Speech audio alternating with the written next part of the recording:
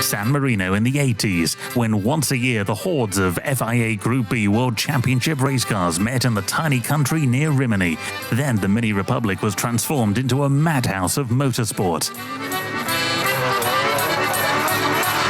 The spectators line the route tighter than crash barriers and celebrate the victory in 1985 of two legends, the Audi S1 and Walter Röhrl.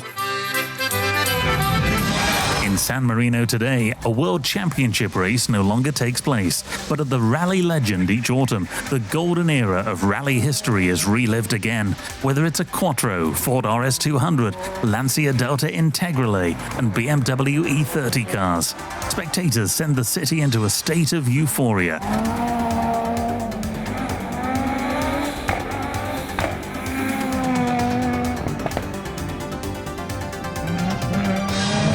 The first Audi rally champion Hannu Mikkola is there at the Rally Legend, not with the S1, but with the Quattro. Mikkola is one of the most successful rally drivers of all time. He's won 19 World Championship races. Per Eklund, a former Rallycross European champion and twice winner of the Pikes Peak, starts with an original replica of the 1980 Rally Monte Carlo Golf. Le Mans legend and Formula One World Championship runner-up Jackie Ickx with his Porsche car that won the Dakar in San Marino. But Ickx still has problems with rally routes. I'm not used to it. I wasn't last year and I'm still not. When I'm starting, I always go, oops, what's going to happen? Italy, Italians, cars, rallying San Marino. It's fantastic. The Spectre is not a long time to go. It's interesting. And see what type of car we have here in the 80s. They're still quick, man. It's a lot of things have happened the last 25, 30 years with the suspension and all the things. And it's good fun, very good fun to be there. First time for me. It's, like coming home. I have spent a lot of time in that car, and it's a very nice chance to just to remember all that, Other legends such as Timo Salonen, Marcus Grönholm, Mickey Bayashin and Juha Kankkunen take their place in the San Marino. Night stages, and in addition the horsepower stars of yesteryear. At the Rally Legend, the old times of rally live again.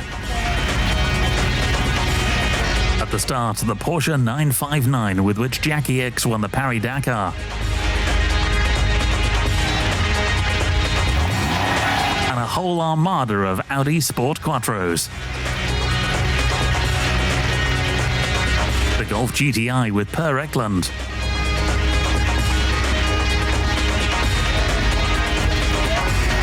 And the Ford RS200. Like when driving a World Championship race, every car has to be presented on the launch pad to the audience. Then off it goes towards the first stage.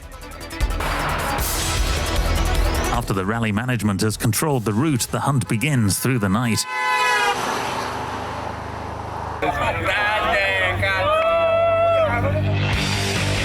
And none of the participants spares himself or his car. It's all go on full attack.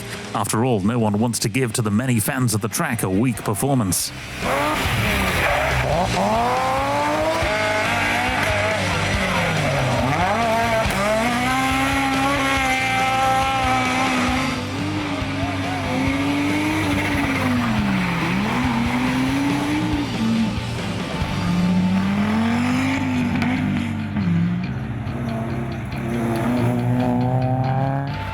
The Rally Legend is anything but a walk in the park. At the end of each of the 10 challenging stages, the time control and the lap times are recorded accurately to 1/100ths of a second.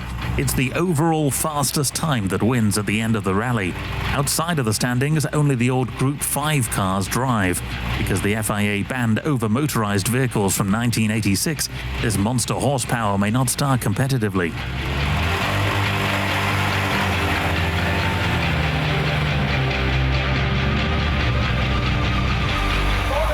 The enthusiasm of the fans doesn't detract from this embargo. They often wait patiently for hours at night until eventually the Group 5 cars, like the Audi S1, come back around.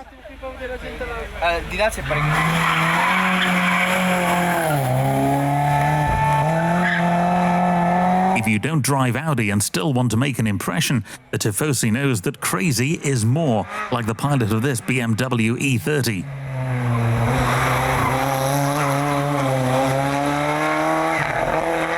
A typical example is this Fiat 124 Abarth Spider. In 1974, it won the original rally in San Marino. Lancia's answer to the Audi Quattro in the early 80s was the 037, a mid-engine car with rear-wheel drive. The Austrian Christoph Klausner is at the wheel of the Quattro Sport, the predecessor of the S1. He has no fear of crashing when accelerating.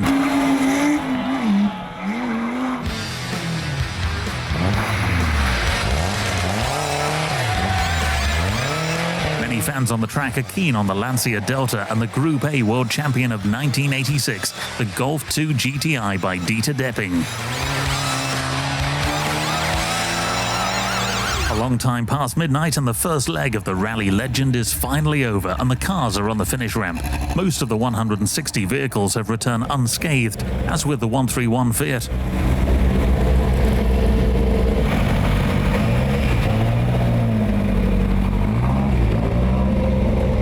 In the Golf 1 of Per Eklund, the gear change has to be replaced during the night as the second gear is stuck.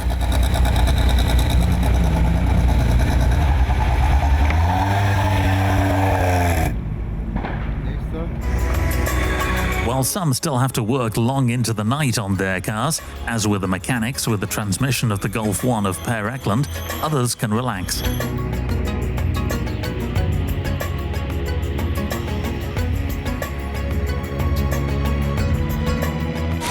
The next day in San Marino, around the driver's compound, large numbers of spectators have gathered, hoping to catch a glimpse of one of those rally legends.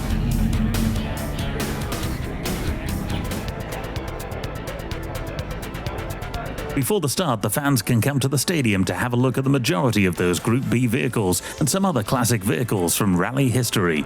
In this pack, you've obviously got the Lancia Delta HF from 1991. Since 1985, the Lancia Delta has deserved its place as one of the most successful rally cars of all time. The Ford RS2000 is another one of the stars from the Group B era.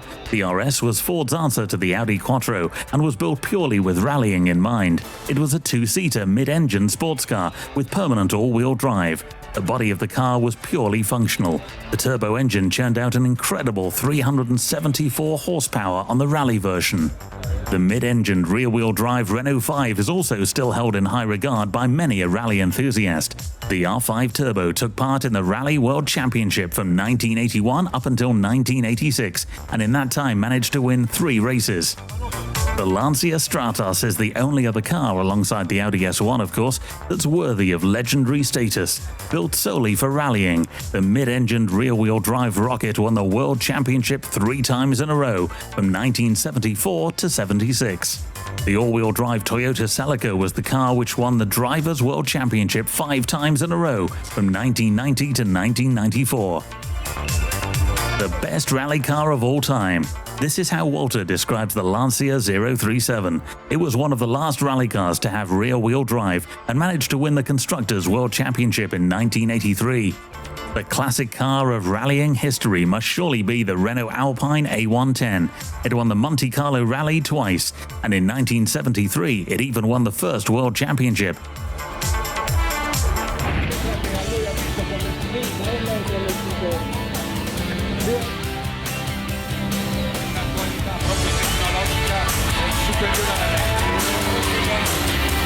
Not surprisingly, along with the S1, the many Lancias on show are drawing quite a crowd, especially the legendary Stratos.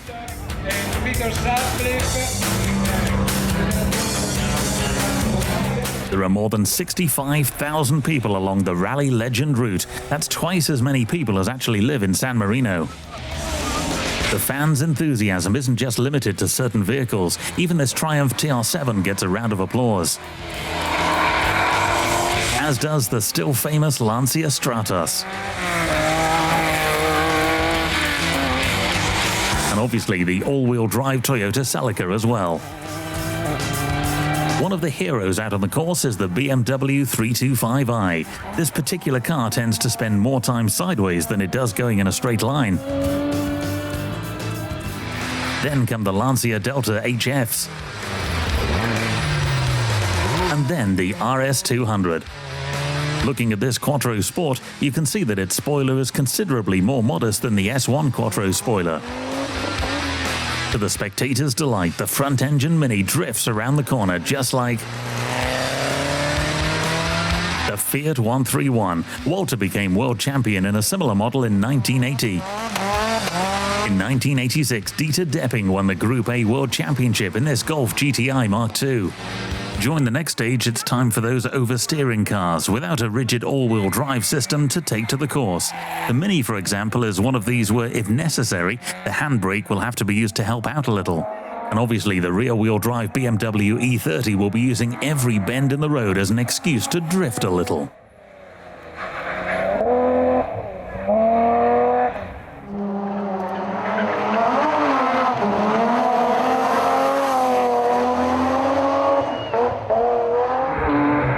The Stratos could do some pretty good drifts, but apparently the driver doesn't want to anymore.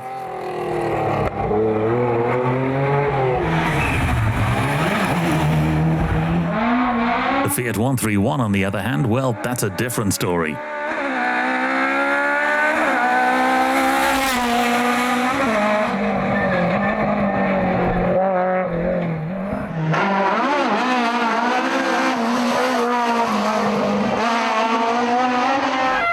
The Rally Legend isn't home to many gravel stages, and there are not many drivers who really trust themselves to drift through the corners in spectacular fashion on this kind of surface. They're simply too worried about writing off those classic rally cars.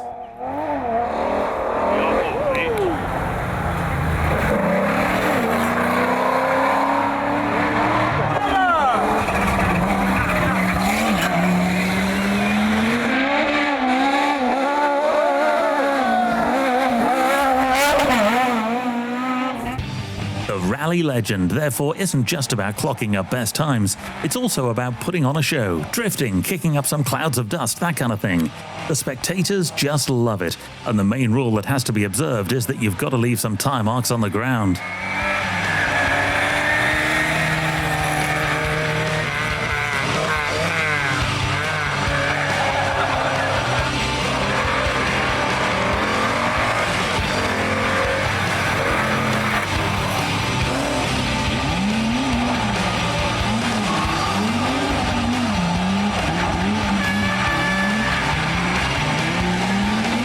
The original Quattro allows itself to be driven well by pretty much anyone. Behind the wheel of the S1, it's a different story though.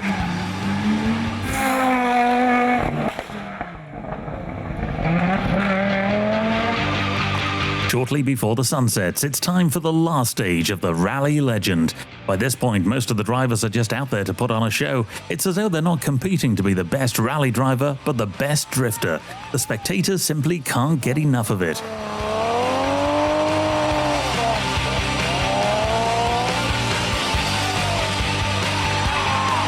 The Audi Quattro was the pioneer of the all-wheel drive system in rallying. Because of this system, nowadays you'll rarely see any cars in the Rally World Championship going sideways, to the great displeasure of the fans.